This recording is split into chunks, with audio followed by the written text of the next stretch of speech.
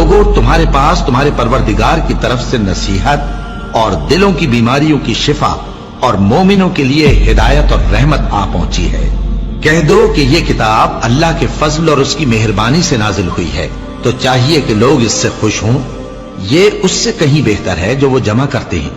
कहो कि भला देखो तो अल्लाह ने तुम्हारे लिए जो रिस्क नाजिल फरमाया तो तुमने उसमें से बास को हराम ठहराया और बास को हलाल। उनसे पूछो, क्या अल्लाह ने तुम्हें इसका हुक्म दिया है या तुम अल्लाह पर झूठ बांधते हो?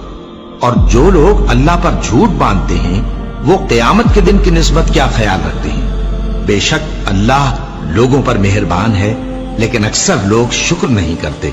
और तुम जिस हाल में होते हो या कुरान में से कुछ पढ़ते हो या तुम लोग कोई और काम करते हो, जब उसमें मसरूफ होते हो तो हम तुम्हारे पास होते हैं। और तुम्हारे परवरदिगार से कोई जर्रा भर भी चीज पोशीदा नहीं रहती, न जमीन में और न आसमान में, और न कोई चीज है उससे छोटी और न बड़ी, मगर किताब रोशन में लिखी हुई है। सुन रखो कि जो अल्लाह के दोस्त हैं उनको न कुछ खौफ होगा और न वो गमनाक होंगे।